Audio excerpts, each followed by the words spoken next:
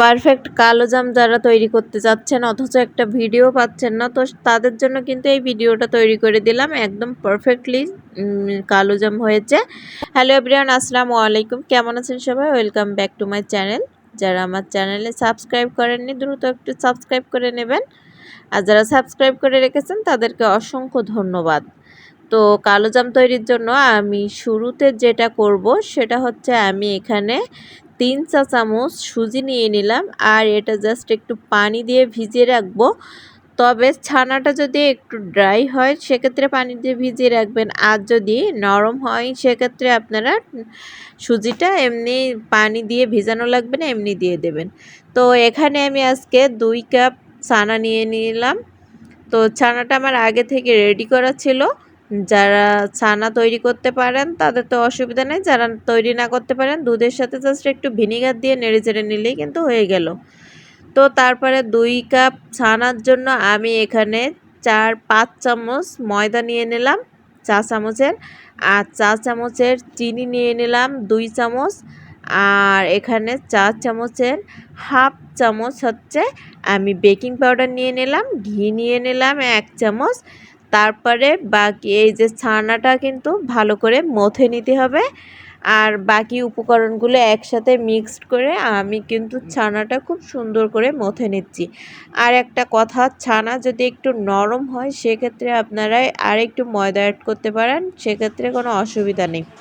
তো আমি সেই ভিজানো সুজিটা কিন্তু এখানে অ্যাড করে দিয়েছি। তো সবগুলো একসাথে মথে নিচ্ছে, আর এই যে আমার ছানাটা একটু নরম হয়ে গেছে, তো আমি সেই জন্য আমি এখানে আর একটু ময়দা ইউজ করেছি। তো এটা দেখেন, আপনি কখন বুঝবেন যে আপনার পারফেক্টলি এটা হয়ে গেছে ডোটা? যখন দেখবেন যে আপনি হাতের সাথে গোল গোল বল শেপ করতে পারছেন।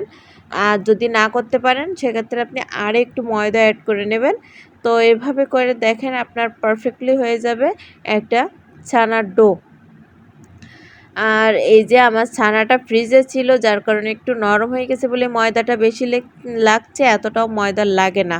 তো এই যে দেখেন পারফেক্টলি একটা ডো হয়ে গেছে, আর আমি হাতে ঘি মাখিয়ে নিলাম, আর ঘি মাখিয়ে নিয়ে বল শেপ করে আমি মিষ্টিগুলো তৈরি করে নিচ্ছি। আপনারা চাইলে লম্বাটেও করতে পারেন, কোনো অসুবিধা নেই। আমি লম্বা গোল 2 শেপই করেছিলাম পরে। তো এই যে গোল গোল করে আমি সবগুলো মিষ্টি তৈরি করে নিলাম, আর এখানে আমার 20 থেকে এখানে আমার 22-23টা মিষ্টি অলরেডি হয়ে গেছে। এই 2 কাপ ছানা দিয়ে মানে আমার 1 কেজি মিষ্টি কিন্তু হয়ে যাবে কালো জাম। তো এখানে আমার মিষ্টিগুলো তৈরি হয়ে গেছে, আর তারপরে আমি শিরা তৈরি করার জন্য আমি 1 কাপ চিনি দিয়ে দেব, আর 2 কাপ পানি দিয়ে দেবো। তো তারপরে আমি চুলাটা অন করে জাস্ট এটা ফুটিয়ে নেব। এখানে কিন্তু 1 তার 2 তার কোনো কিছুই লাগবে না, শিরাটা জাস্ট আপনি ফুটিয়ে নিলেই হয়ে যাবে। এই যে চিনিটা গলে গেছে আর তারপরে এটা ফুটে গেছে। আপনারা এখানে চাইলে একটু দারচিনি বা এলাচের গুঁড়া ব্যবহার করতে পারেন, ভালো একটা স্মেল আসবে। তো ফুটে গেলে আমি পাশের চুলায় মানে একদম লো আছে শিরাটা রেখে দিয়েছি, আর আমি একটা ফ্রাই প্যান নিয়ে এখানে আমি তেল দিয়ে দিলাম একটু বেশি করে, কারণ মিষ্টিগুলো কিন্তু আমার ডুবো তেলে ভাজতে হবে। আর একদম লো আছে রেখেছি জালটা, আর তারপরে মিষ্টিগুলো আমি সব দিয়ে দিচ্ছি। তো মিষ্টি যদি আঁকাবাঁকা হয়ে যায় দেওয়ার সময় আরেকটু শেপটা তৈরি করে নিয়ে দিলে হলো। তো আমি কিছুটা লম্বা করছি আর কিছুটা গোল করছি। তো এভাবে করে কিন্তু মিষ্টিগুলো সব দিয়ে দিলাম, আর এগুলো আমি কিন্তু ঠান্ডা তেলেই দিয়ে দিয়েছি। আর চুলার জালটা কিন্তু একদম লো আঁচে রেখেছি, কারণ প্রথম থেকেই যদি আপনি চুলার জালটা বেশি দেন বা গরম তেলে দেন সেক্ষেত্রে আপনার কালার চেঞ্জ হবে, কিন্তু ভিতরে কিন্তু কাঁচা থেকে যাবে আর ফুলবে না। সেজন্য আপনার লো আছে এই মিষ্টিগুলো একটু ধৈর্য ধরে ভেজে নিতে হবে। তারপরে এই যে মিষ্টিগুলো দেখবেন এমনি নিজের ইচ্ছাই কিন্তু মিষ্টিগুলো মানে তলায় লাগবে না, ভেসে ভেসে উঠবে। তো যদি গায়ে গায়ে লেগে যায় সেক্ষেত্রে একটা ছোট চামচ দিয়ে কিন্তু মিষ্টিগুলো একটু ফাঁকা ফাঁকা করে দিতে পারেন। তো তো আমি সব মিষ্টিগুলো একসাথেই দিয়ে দিলাম, কারণ ঠান্ডা তেলে পরবর্তীতে ভাজতে গেলে গরম তেল হবে, সেজন্য আমি ঠান্ডা তেলেই কিন্তু সবগুলো মিষ্টি দেওয়ার চেষ্টা করেছি। তো মিষ্টিগুলো আমি আস্তে আস্তে করে উল্টে দিচ্ছি, আর এই যে কিছুক্ষণ পরে আমার হালকা ব্রাউন কালার হয়ে গেছে। তো মিষ্টিগুলো ভাজার সময় কিন্তু অধৈর্য হলে হবে না, একটু ধৈর্য ধরতে হবে।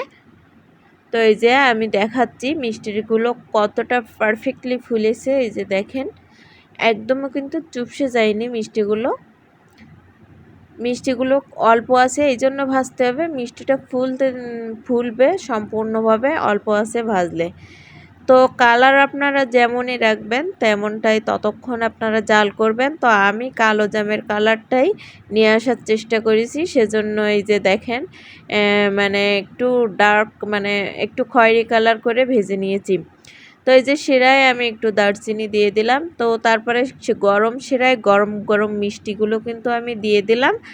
আর এই যে দেওয়ার পরে আমি এখানে 5 মিনিট জাল দিয়ে নেব ঢাকনা দিয়ে। 5 মিনিট না, সরি 2 মিনিট জাল দিয়ে নেব। 2 মিনিট হাই হিটে জাল দিয়ে এই যে দেখেন আমি মিষ্টিটা রেখে দেব। এই এতক্ষণে কিন্তু মিষ্টিটা আপনারা উঠিয়ে নিতে পারবেন। আমি জাস্ট ঠান্ডা করে মিষ্টিগুলো উঠিয়ে নিলাম। আর এই যে দেখেন পারফেক্টলি কতটা সুন্দর হয়েছে মিষ্টিগুলো, আর এতটাই সফট হয়েছে কি বলবো। আমি কাঁটা চামচ দিয়ে জাস্ট দিয়ে মানে অল্প দিয়ে কিন্তু মিষ্টিটা কাটা যাচ্ছে, মানে একদম পারফেক্টলি মিষ্টি হয়েছে যেমনটাই আমি চেয়েছিলাম। তো রেসিপিটা ভালো লাগলে একটা সাবস্ক্রাইব করবেন, লাইক করবেন, শেয়ার করবেন, কমেন্টে জানাবেন কেমন হয়েছে।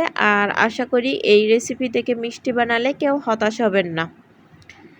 তো পারফেক্টলি কালোজাম তৈরি করতে কিন্তু ভিডিওটা সম্পূর্ণ দেখবেন, না দেখলে কিন্তু আপনি ভিডিওটা বুঝতে পারবেন না, আর স্কিপ করলে তো বুঝতেই পারবেন না। সেজন্য ভিডিওটা দেখবেন আর এভাবে পারফেক্টলি কালোজাম তৈরি করে মেহমানদের দিবেন। বা সবাই ভালো থাকবেন, আল্লাহ হাফেজ।